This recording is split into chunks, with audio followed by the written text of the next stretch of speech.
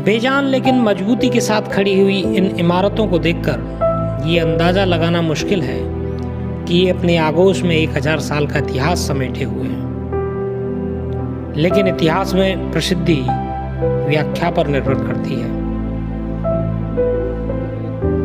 बाणासुर की नगरी के नाम से प्रसिद्ध राजस्थान के भरतपुर जिले का बयाना कस्बा एक ऐतिहासिक स्थल है, जिसे प्राचीन काल में श्रीपंथ या श्रीप्रस्थ भी कहा जाता था, और यहीं स्थित है उषा मंदिर।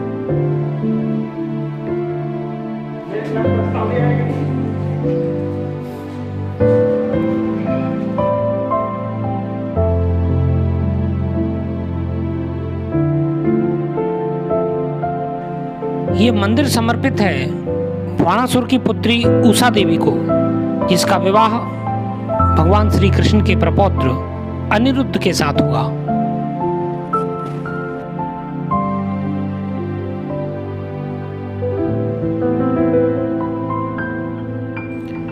मंदिर की दीवारों पर लगे हुए इस संस्कृत अभिलेख से इस मंदिर के विषय में पूरी जानकारी प्राप्त होती है। 10वीं शताब्दी में उत्तर भारत में गुर्जर प्रतिहार वंश के शासक महीपाल का शासन था और बयाना पर शासन कर रहा था फक वंश का राजा लक्ष्मण सेन। उसी लक्ष्मण सेन की पत्नी चित्रलेखा के द्वारा 956 ईस्वी में इस मंदिर की नींव रखी गई। मंदिर के चारों कोनों पर बड़े बड़े खंभों के सहारे बने हुए हॉल हैं, जो कहीं दीवारों से घिरे हैं तो कहीं खुले हुए हैं।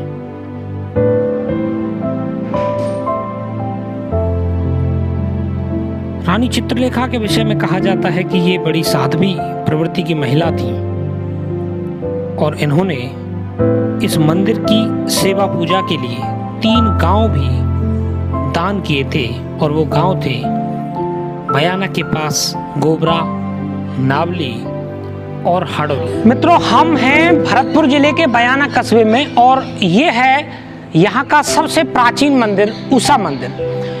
भगवान श्री कृष्ण के पौत्र अनिरुद्ध और रानी उषा के याद में इस मंदिर का निर्माण करवाया गया रानी चित्रलेखा के द्वारा, और ये लगभग 1000 साल पुराना मंदिर है।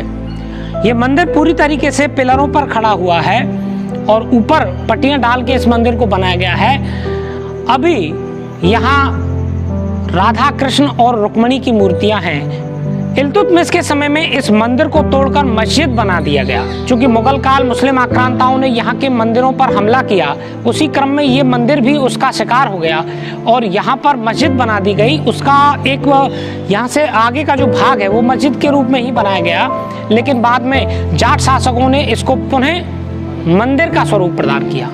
ये सामने जो मूर्ति देख रहे हैं ये गरुड़ भगवान की मूर्ति है और अभी इस पे कलर किया हुआ है, लेकिन इसकी जो बनावट है ये प्राचीन काल की है। उसी समय की ये मूर्ति है, जिसको यहाँ स्तंभ पर और एक छतरी में स्थापित किया गया है। अन्य मंदिरों में इस तरीके की चीजें आपको बहुत कम देखने को मिलेंगी।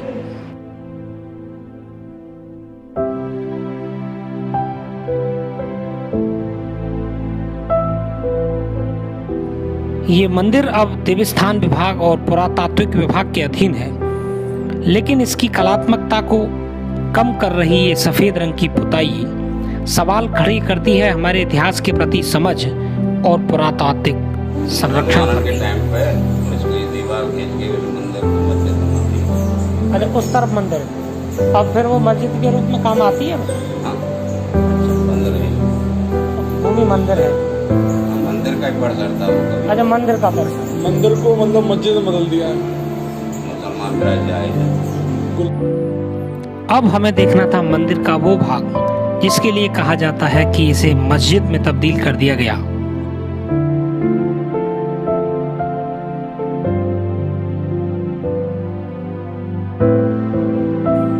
इस इमारत के प्रवेश द्वार में पत्थर पर बेहतरीन कलाकारी को दर्शाया गया है।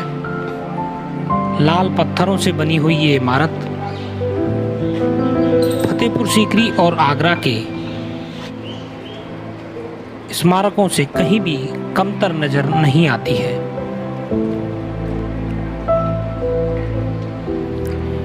इसका ये मुख्य द्वार, जिसमें मेहराब बनाकर इस्लामिक स्थापत्य कला को जोड़ा गया है,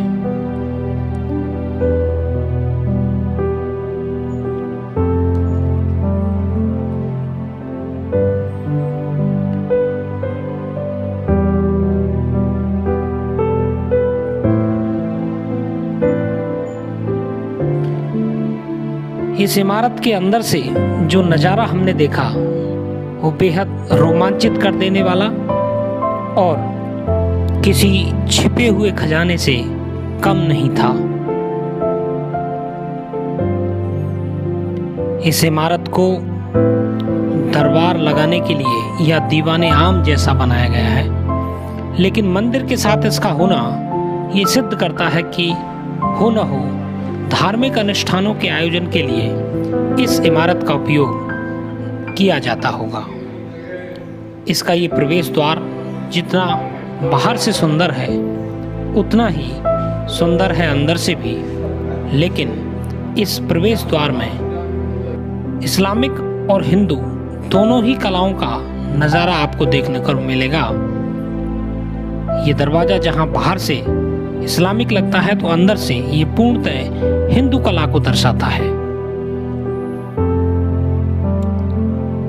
लगभग 20 फुट की ऊंचाई की ये इमारत पूर्व और पश्चिम की ओर 1 मंजिला है, जबकि उत्तर और दक्षिण में 2 मंजिला गलियारे नुमा संरचनाएं बनवाई गई हैं।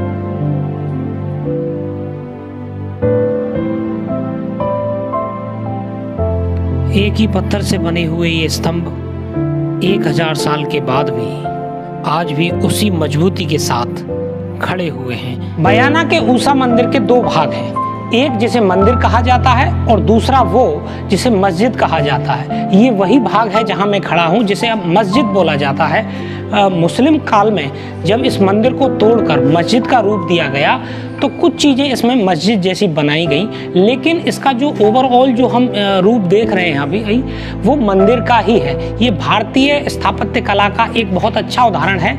यहाँ इसको देखकर आपको फतेहपुर सीकरी की झलक दिखाई देती है इसमें, और जो ये सवाल भी पैदा करती है कि शायद फतेहपुर सीकरी की भी ज़्यादातर इमारतों में हिंदू कला का ही प्रयोग किया गया, और हो सकता है कि ये वही इमारतें हैं जिनको बाद में इनका इस्लामीकरण करके और इनको अलग अलग तरीके से मुस्लिम शासकों के नाम कर दिया गया।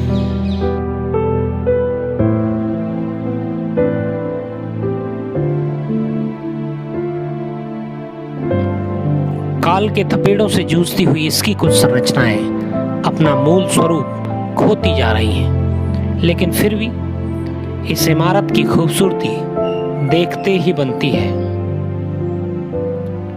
आवश्यकता है ऐसी इमारतों के संरक्षण की और उनके साथ खड़ा होने की, यानी हमारा यहाँ आना और यहाँ घूमना इन इमारतों को मुख्य धारा में जोड़ने का काम करेगा, और यही इन इमारतों के लिए और हमारे इतिहास के लिए हमारी सच्ची श्रद्धांजलि भी होगी।